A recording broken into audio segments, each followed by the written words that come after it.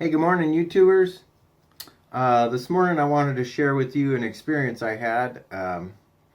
So some of you may remember, if we go back a few episodes, I installed this bad boy. It's a Garmin Diesel 785.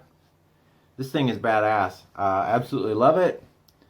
And it's a great GPS that Garmin made that I just can't say enough good things about.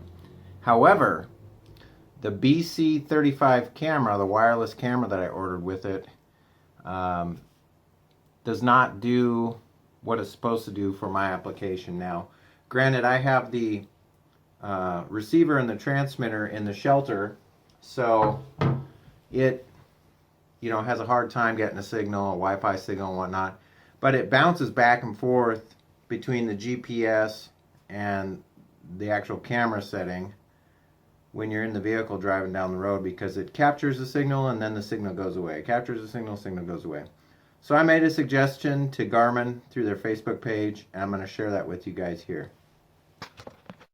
So I basically let Garmin know about the problem. They don't have transmitter extension cables available for the BC35 like they do all their other cameras.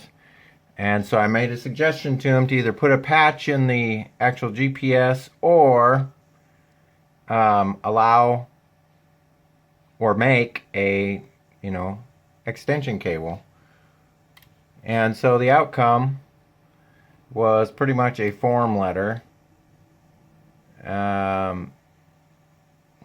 They've passed the feedback on to the development team, and I followed up with them again, and it doesn't look like they're doing anything about it.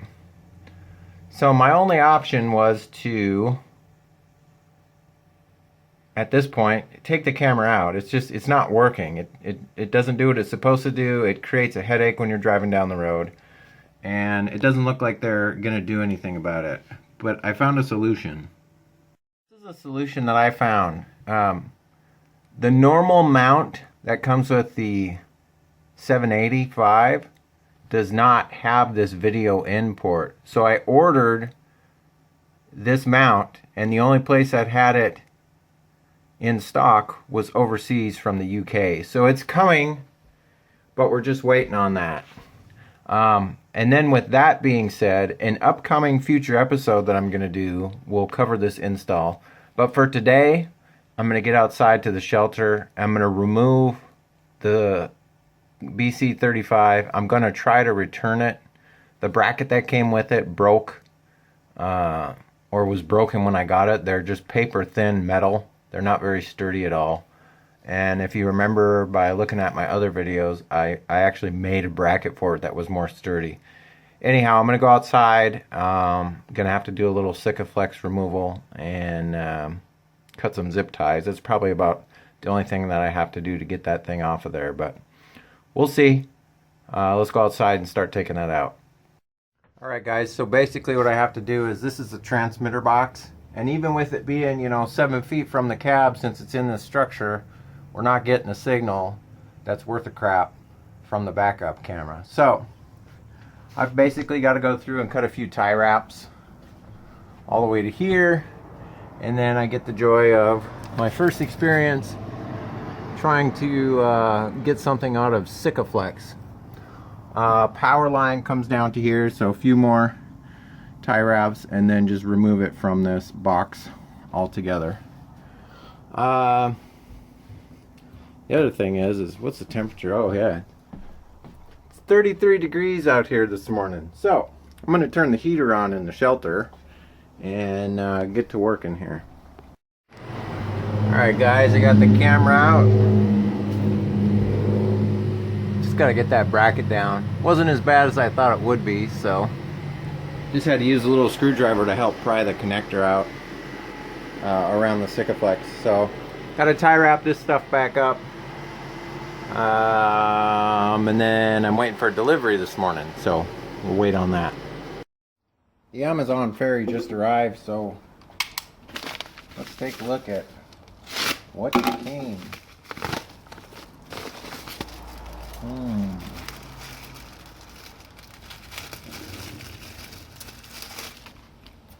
This is something I'll explain to you guys, and it'll make more sense maybe maybe this next week when I do another video. This is going to make more sense to you. So we'll set this aside. Let's open this box up. Hi, Blu-ray. Got my Indian ringneck here. I don't know if you guys can see him. He likes to help me out with some of the projects. Likes to hang out in the garage with me. I don't know why he likes it out here so much, but he does. My favorite thing is the poppers that come with all of the Amazon boxes. You may notice I got both my hands free. I got a little camera mount. Thanks to whichever one of my subscribers sent that to me anonymously. I appreciate that. Well, well, well, what do we have here? Box of goodies. All kinds of stuff. This is the best stuff ever. If you guys, you could buy this in a roll of tape. It's pretty awesome.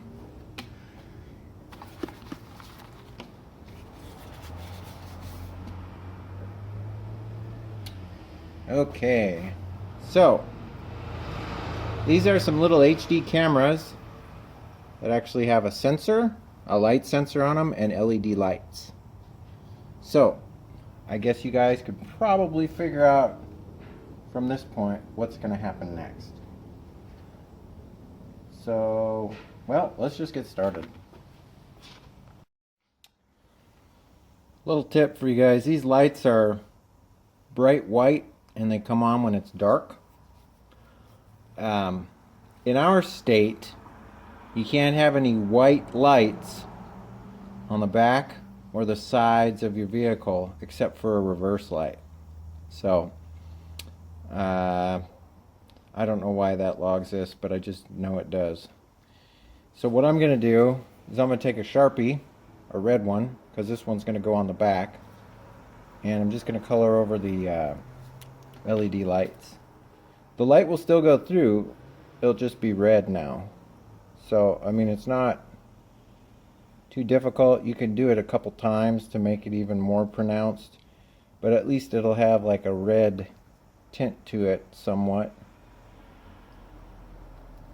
when it gets dark out, so you don't get harassed by the authorities or pissed off drivers because you got bright white lights shining at them while they're trying to drive on the street. I'll probably do a couple more coats, but you get the idea. Alright, I got the first one mounted. I did put a couple drops of Sikaflex underneath it just to make sure it would be secure.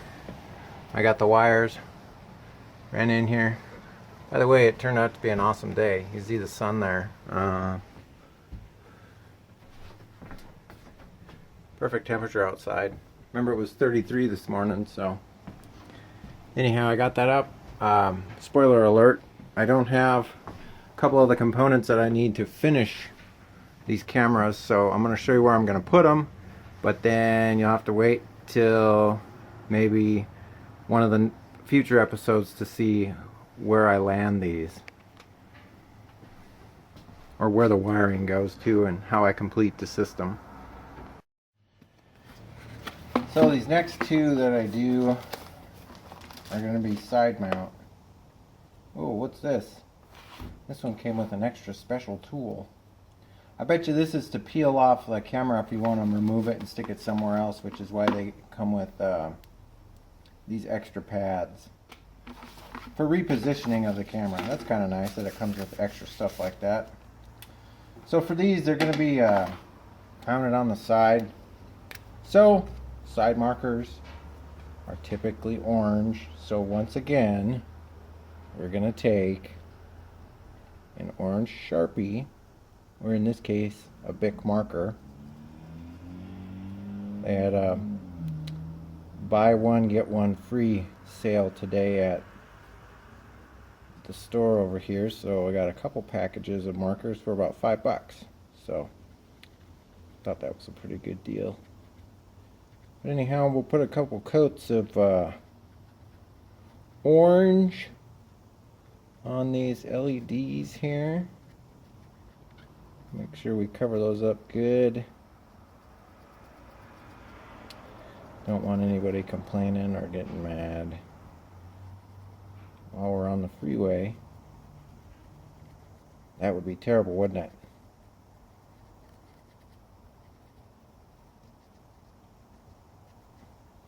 These little lights go down pretty far into the housing there. Okay, let's get these ones mounted. Hope you guys are enjoying these new camera angles. Now I know what you're all going to say. I just know it already. The comments and we have all kinds of fun stuff in them. Like, I would never put them there. A tree branch is going to take them out. Well, you are right. But here's the deal. These cameras only cost 15 to 20 bucks a piece, so I really don't care. I'll carry spares, you know. If it really means that much, I'll carry spares, but I mean, for 20 bucks, the risk to the reward is pretty tiny, so I'm not too terribly concerned. Now, one tip I can give you guys is before you do all this, make sure you wipe down the surface with some rubbing alcohol pads or cleaner, glass cleaner, something. Just do something. Don't just try to stick it on top of a bunch of dirt. Like I said, I'm not going to have everything I need, so these are just getting installed for now, and I'll do the wiring in another episode. Alright, so I got both of those mounted. And all I did here, I don't know if you'll be able to see this. I just tie wrapped it up for now. I'll do the wiring, like I said, in an upcoming episode. I think you guys will like what I have in store for that. Can you see it? Can you see it? It's hard to see. Anyhow, since it's so nice out, it's not raining today, I have a couple of spots I want to touch up with some paint. This is where the old trip permit was. I need to hit that area amongst a couple others. Yeah, you guys keep asking me about the paint. Okay, so I'm going to go over this one more time since I covered this about 4 times in some previous episodes. I guess nobody wants to go back and look. Anyhow, so this is kind of how it goes. If you go to Lowe's or Home Depot, they sell this paint. It's Rust-Oleum Professional oil-based. The stuff sticks like glue to everything. I mean, this stuff has been holding up to tree branches rubbing against it, and then you pressure wash it and all of the sap and everything comes off and the paint stays. So, I mean, I can't say enough good things. This is stuff I use on the wheels. It's just flat black. Same stuff. They sell it in a lacquer-based spray paint. It works really good too, and it is industrial and it is strong. But what you have to do is you have to take a piece of your vehicle off so they can do a color match. They're not supposed to tint this stuff. Now here's the problem you're going to run into. Both Lowe's and Home Depot, you're not supposed to tint this stuff. I found out that Lowe's is a lot more willing to bend their rules than Home Depot. And once you get them to do it once, you can take it to any store and they have to honor your tint receipt that's on the top there. So my advice to you guys is if you are going to use this stuff, and I do highly recommend it, I love it, go to your Lowe's or your Home Depot, pick up a couple cans of this stuff and try to get it tinted. Like I said, you might have to schmooze a little bit and you'll probably have better luck at Lowe's. So that's a little piece of advice. For today, I'm just going to use disposable foam brushes just to do some touch-ups. So let's get started on that.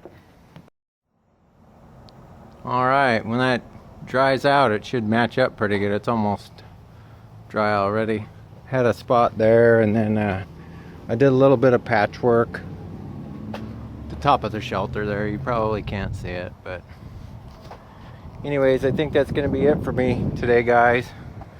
Appreciate you watching. Hit like, subscribe, and share it on social media, and I will catch you guys next time. Bye-bye.